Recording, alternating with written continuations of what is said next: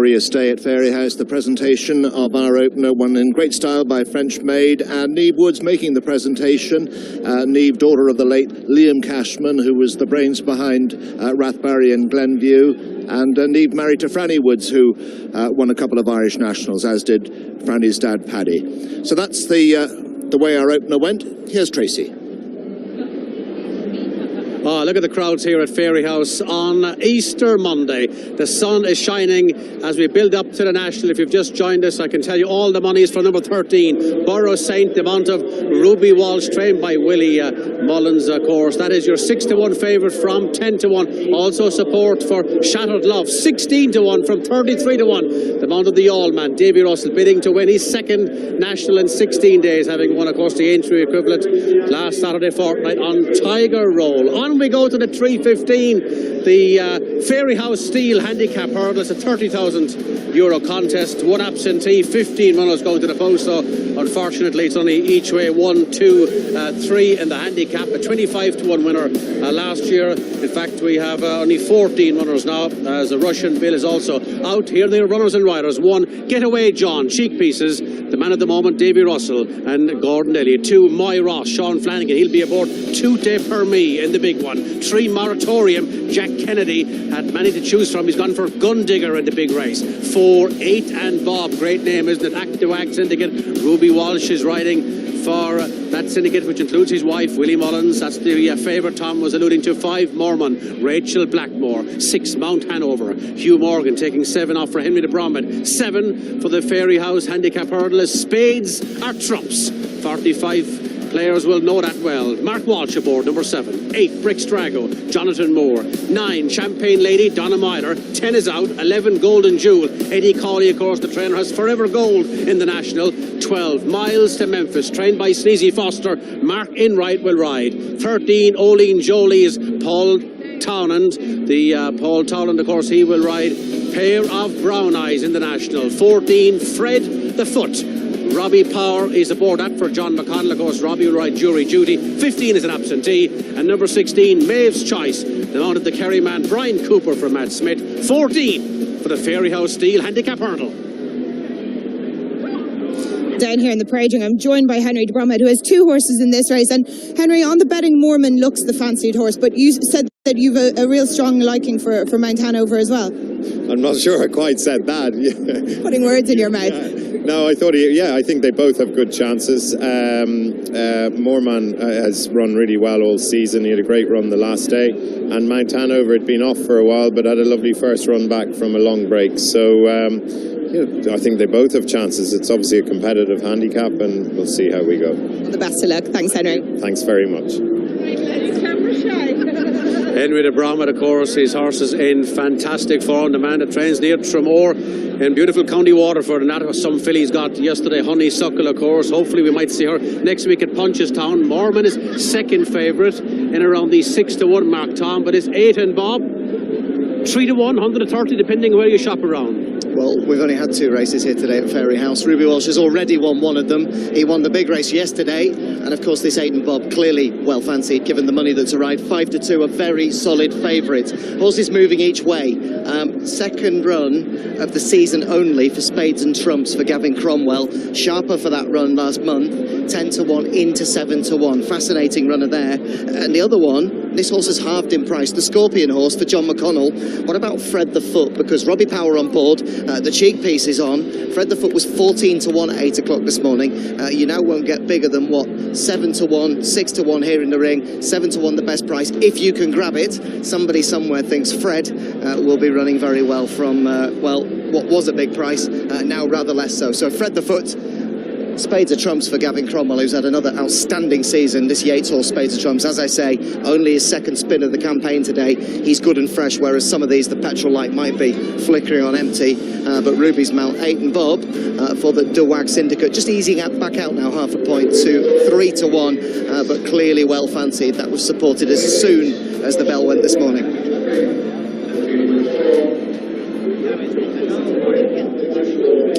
Well, Shona Draper joins me now from Punchestown, of course, and it's only a week away, a week tomorrow till the festival. Of course, we're live there every single day, and as usual, Shona, there's so much to look forward to, apart from just fantastic racing, but so much more, isn't there? Absolutely. So our racing, as you know, 12 Grade 1s, record prize money, all the big names will be there. We've 22 UK trainers made entries as well, but as you say, it's a game of two halves. There's a huge social side to Punchestown as well.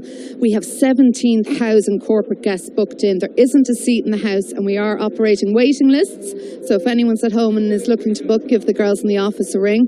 But it's all about style, it's all about colour, it's all about shopping, food, fashion, and great crack. I can't wait. And it has such a great effect to the local area as well, doesn't it? It's not just the racecourse itself. I mean, everybody benefits. Oh, for sure. So we had independent research done, and over 60 million is contributed locally to the local economy. So that's everything from your transport providers, hotels, pubs, restaurants, tourist attractions. And we have over 20,000 UK visitors every year. So hotel beds. Hotels do really, really well out of Punchestown. So it's as important that the towns and villages around us put on the Punchestown welcome, and that's the feedback we get every year, that it's so friendly and such good crack to come to. It's a wonderful, wonderful festival. Really looking forward to it. Shona, thanks very much indeed. Thank you, Tracy. See you there. Thank you. Oh, we look forward to it. Aiton Bob is the first we look at. He's got an obvious chance. He is the favourite. He's been first or second in his last 7 races. That is something. He's on a hat-trick. He was well on top last time. It was here at Fairyhouse over a slightly shorter trip, and he'd won here before that back in January. So there's lots going for him. One that should appreciate the ground is number 14, Fred the Foot, for John McConnell and Robbie Power. He won handicaps. Sorry, number 5, Henry de Bromhead's Mormon. For JP McManus. Rachel Blackmore takes the ride. Henry has alluded to that he likes this horse. He thinks he'll appreciate the ground, and on a mark of 127 he could be competitive here. Number 14, Fred the Foot. Fred the Foot is ridden by Puppy Power for John McConnell. This is a wide open race. This horse hasn't won since he won back in Ball and Robe last September, and has had 2 runs. Maybe this has been the plan, but he'll appreciate the ground. Plenty of money for him. And 1 is Getaway John. Getaway John is Gordon and Davy timing up again. He won back here in January. He had a couple of good runs since. He was third to Moratorium at Thurles, and then third again to Smoking Gun at Thurles after that, his last run. As I said, 8 to 1, bit of value, but it's a wide open race.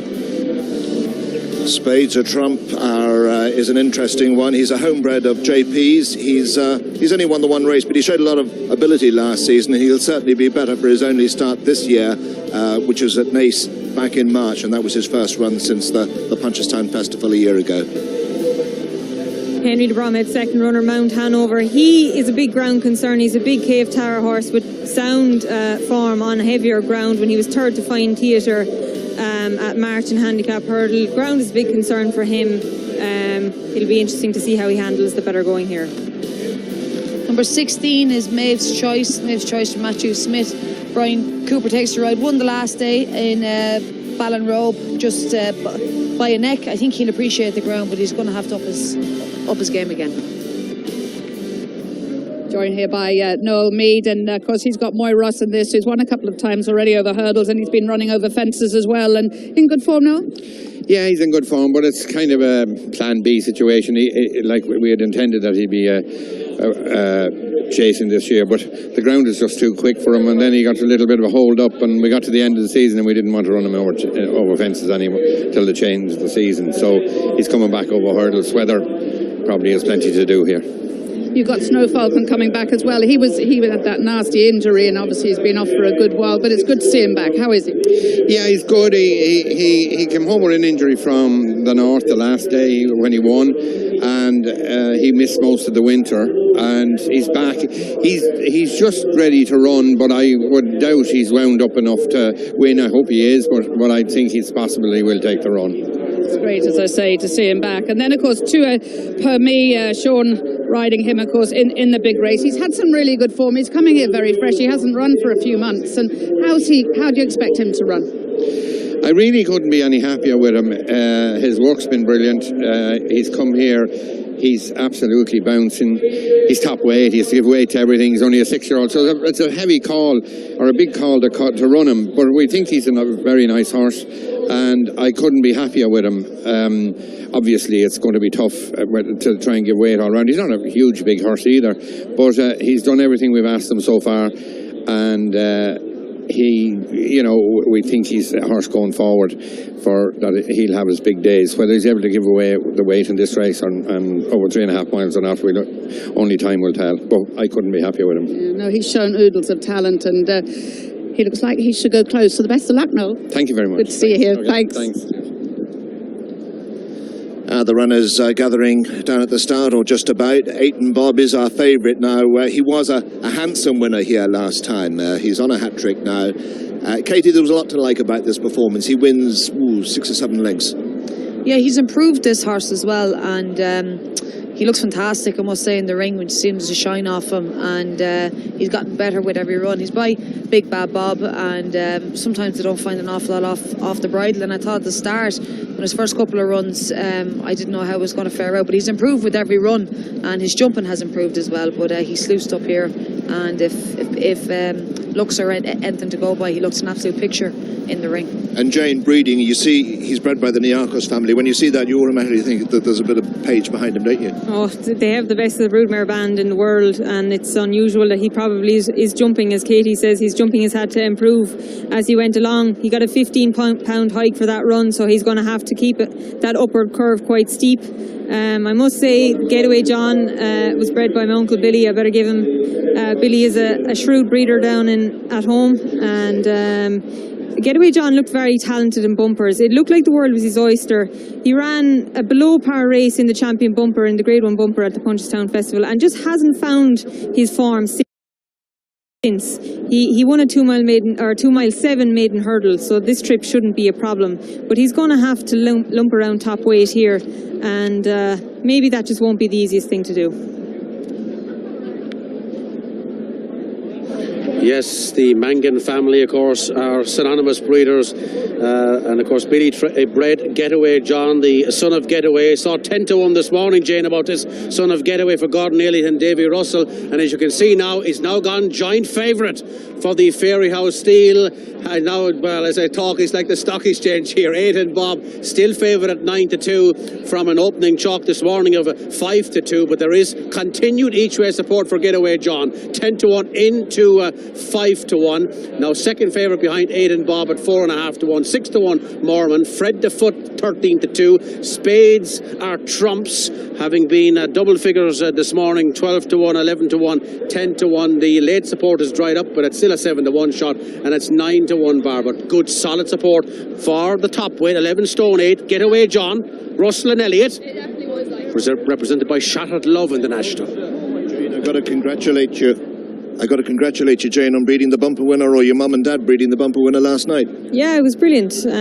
Joseph obviously liked him. He bought him as a foal. Full credit to Joseph, because it isn't many trainers go to a foal sale and buy foals, and he did, and he took a punt, and it paid off, because he got paid off in spades yesterday. He had to be very brave. When he got a bit of light down the outside, he sprouted wings, and on his first race course start, that isn't an easy thing to do. It was a very valuable bumper, and hopefully he'll go on to bigger and better things. And we must send best wishes to Anya O'Connor, because there was 4 horses came down in the bumper. She was on one of them. She's in Blanchardstown, I think, now, waiting for an MRI, and so her place today in the National would have been lovely to ride Auvergnat, but that doesn't happen now for Anya. And Slippers Madden is on Auvergnat in the biggie.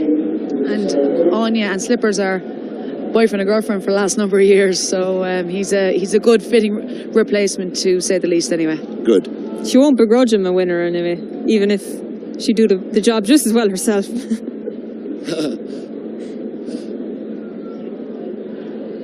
Davy Russell lining up down the rail here.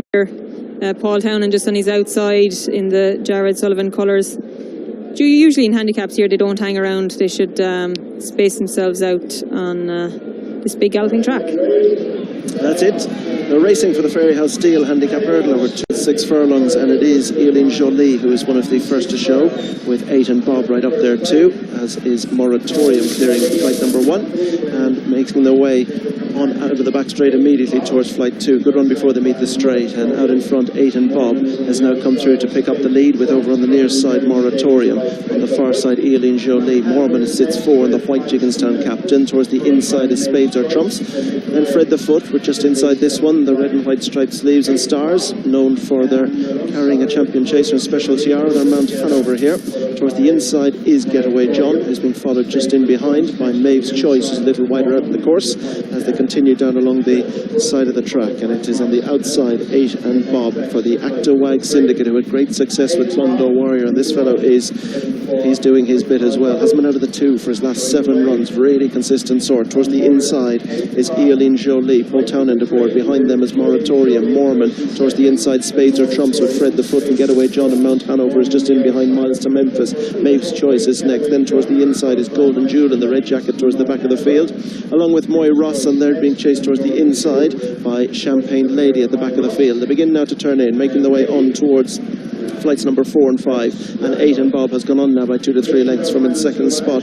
Eileen Jolie. The 2 Willie Mullins runners lead the way into the straight from Moratorium, who's racing in third. They're being chased in 4 by Mormon. Just in behind these towards the inside is Spades or Trumps, as they take the first of the 2 flights, bringing them up to past the stands. Miles to Memphis is next, with towards the inside Fred the Foot and Getaway John with Mount Hanover. Maeve's Choice, Golden Jewel, Moy Ross, Champagne Lady and Brex Drago, who is the winning most horse in the field. He's won 12 times, this former Italian recruit, as they make their way on towards the one that'll be their last next time. And over in front it is 8 and Bob, landing very awkwardly over that one as Moratorium surrendered quite amount of momentum there. But it's 8 and Bob is going to lead them by from in second spot Mormon. They're being followed in third by Eileen Jolie, with on the inside the McManus Silks of Spades or Trumps, bred by Nora McManus, who bred a winner yesterday in Roxborough Road. She'd love to breed one later in any second now, as they turn to make their way away from the stands. 8 and Bob leads them away. Mormon is second, Eileen Jolie is third, and fourth behind these on the inside is Spades or Trumps. Moratorium is next. Miles to Memphis picks up on the outside of Fred the Foot, and then Maeve's Choice and Mount Hanover.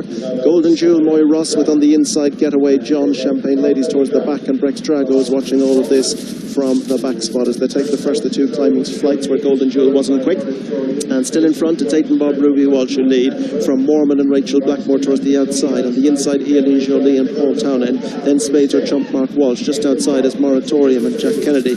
Wider out again is Miles to Memphis and Mark Enright. Just inside is Mount Hanover. Hugh Morgan aboard. He'll be on Valsor Lido in the big one. Towards the inside is Fred the Foot and Robert Power. He'll be on jury duty. Maeve's Choice is next. Then Getaway John and Davy Russell towards the inside of Moy Ross and Sean Flanagan. The red and white jacket in between them is Golden Jewel for Adam Short and Batterstown trainer Eddie Coley. They have Forever Gold, last year's third in the big one.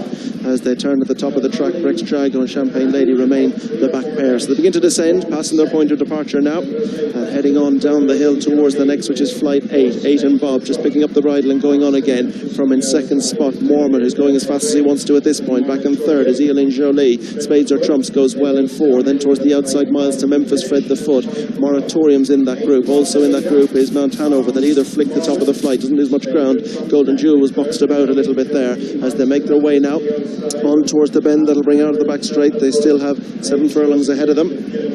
4 flights still to be jumped. Out in front, 8 and Bob, clear lead from Mormon. Spades or Trumps. Mount Hanover is picked up into 4. Miles to Memphis is picked up on the outside of Fred the Foot, who's in that group. Then towards the inside of Eileen Jolie. On the outside of this one is Golden Jewel, as they land out over it, and Getaway John, the one that flattened the flight and lost a bit of ground at a key time too, just lost his position there. Moratorium has dropped very quickly out as they race down along the side of the track and head to make their way now on towards the 3 flight from the finish. They've 5 furlongs still to race, and in front it is 8 and Bob from Spades or Trump, who sits in the slipstream. Then a Mormon. Towards the outside is Miles to Memphis. Moratorium's pulled up. Fred the Foot's in the blue. On the inside is behind Spades or Trump's is Maeve's Choice. Lost Brex Drago in there, nasty fall. And as they make their way now on the turn that's going to make their way towards the second last, and in front 8 and Bob, Mormon. Fred the Foot goes well on the outside. Spades or Trumps is tucked in on the inside. Miles to Memphis is just outside. Golden Jewel is getting involved. Maeve's Choice in the green and white is just tucked in. Eileen Jolie is next. Getaway John is ridden with Champagne Lady next. They straighten up now to make their way on towards the second last flight, and Aiton Bob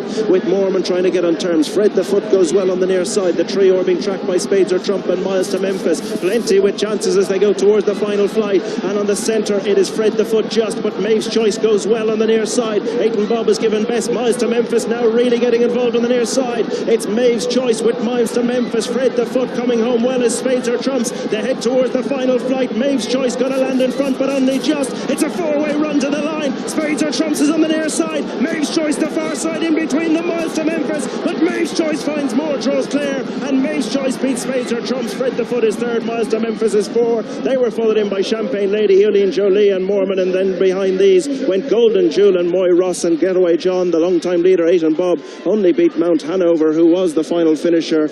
Well, there was four jumped the final flight together, but Maeve's Choice found that little bit more for Brian Cooper, and Kilmesson trainer Matthew Smith, bred by Greg Rossiter, owned by Michael Hannon, ridden by Brian Cooper. He will be on Woods well in the big one. His confidence is up. Oh, what a race that was.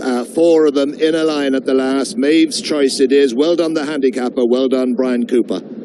Well, Aiton Bob ran with the choke out every step of the way, and it wasn't long before he compounded between the last two and dropped right over it. Maeve's Choice come there with a good run, and Spades and Trumps had to come around him a bit. I thought going to the last, even though he had a couple of lengths to make up, he still might get there. But this little horse jumps it well for Brian Cooper, and he battles well to the line. Plenty of opposition on both sides of him. Here comes Mark Walsh, and what I thought was a win and run here. But in fairness to the winner, Maeve's Choice, he just kept pulling out well and won well at the line. He's going away and won snug. No hard luck stories. Second horse arrived with a good shot, but the winner has done it well. We see Aiton Bob, he led him from a long ways. He ran keen, jumped well, but he punctures there, just going to the second last, and the others take over from him, and he fades out of it. But I'd say ridden a bit differently, maybe the next day or settling down, he'd go back and win in ways again.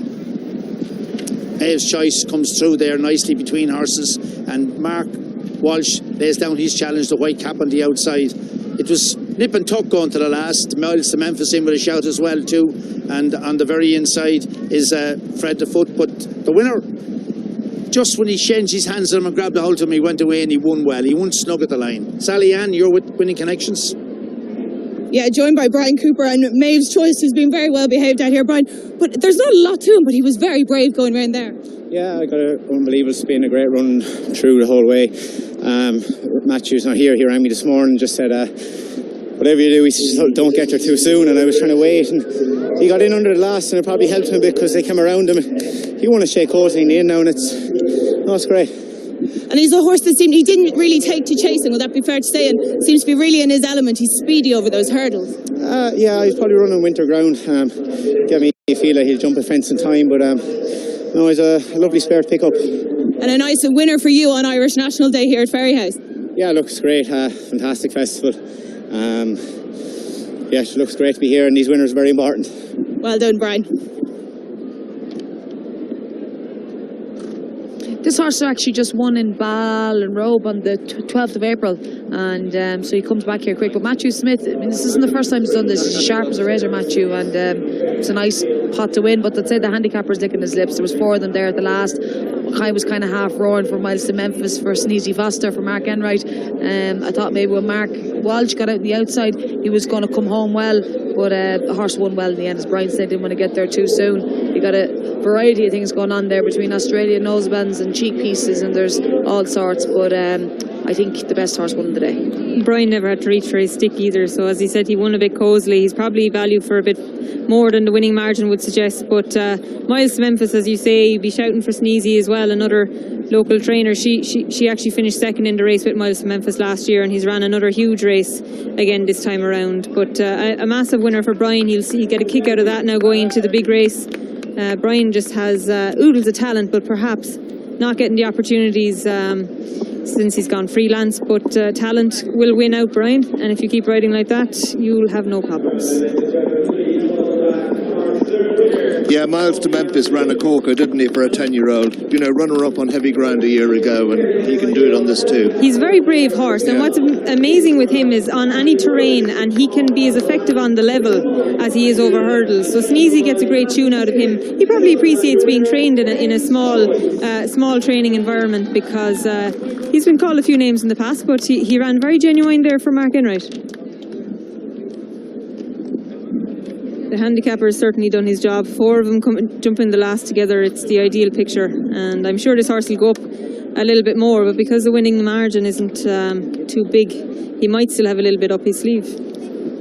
I wouldn't be surprised if he bounces him back out in Punchestown next week if he comes out of that race well. Yeah, why wouldn't he?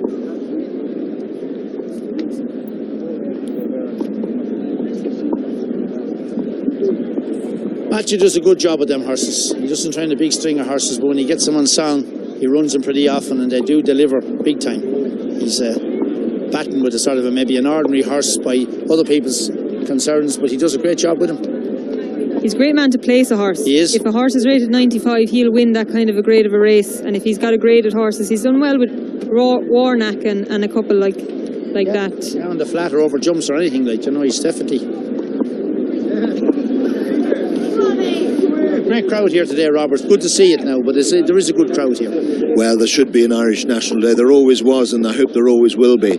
You know, I mean, you remember days, Ted, when the infield was absolutely packed with people. That, unfortunately, health and safety, we don't have that sort of a crowd now, which is a shame, but I suppose it's understandable. But it's lovely to see people here and enjoying the great day and the wonderful competition. And an Irish National is something that if you have an interest in racing, in horses, whatever, you should go to experience it, because it's what it's all about. And there's huge tension here. There's wonderful joy. Everybody wants to win. Everybody wants to back the winner. There's a buzz, and it's palpable. It's brilliant. I think litigation really killed a lot of tracks there with people on the infield. That years ago, if somebody got knocked down, so be it. It was hard luck. But now, if a fella twists his ankle, he sues the race course. So, like, that's it, isn't it? I mean, it's a shame. Yeah, we got Punchestown next week as well. So that's something to hugely look forward to. Tuesday through Saturday. God, if we get this weather, there's nowhere nicer. Beautiful backdrop, beautiful action, everything in the foreground, everything in the enclosures, everything. It's 5 days of wonderful, wonderful racing. Yeah, they used to have picnics up in Ballyhack. You'd arrive here at the races. That's where I had my picnic first, Ted. You never invited me. Oh, God, I wouldn't. Nor would I. Well, that's where everybody be. Tom? Yes, Tom. Yeah, gents, one of the many great things about racing here at Fairyhouse is the absolute unbridled joy it brings winners if you're lucky enough to get here into this absolutely hallowed winning spot. The number 1 spot, Michael Hannon, you are a winning owner here at Fairyhouse. Maeve's choice, yes. Bullseye. Absolutely fantastic. We had a good day last week in Ballinrobe, and coming here today, we're going to a hot race. I think Brian gave it a fantastic ride and a great training job as well by Matthew Smith. I was about to say, going into a 0 to 140, lovely win at Ballinrobe, and yet this was an ambitious choice of race. Absolutely, and the right choice, and Maeve's choice. But it was fantastic. We were very happy after Ballinrobe. We thought he needed poor ground. He won here in January last year, and it was bottomless. And we felt he needed bad ground, but he ran in Ballinrobe so well on the good ground. We said, why not keep him going? And here he was today. And you talk about keeping him going. We're only 8 days away from the magic place that is Punchestown. Might there be a race there? There might be. We just did a quick word with Brian about that, and we'll have to talk to Matthew now in the next day or two and see how the horse is tomorrow. He seems to have come out of it very well, so hopefully. Final question, if I may, Michael. Just tell us in one sentence about your trainer, Matthew Smith, because racing followers know Matthew Smith, and yet maybe some of the viewers on a bank holiday like this would say we're not too familiar. How many horses has he? Where is he based? He's based in Meath. He has 20 horses, I'd say, in training or thereabouts, and a shrewd operator. And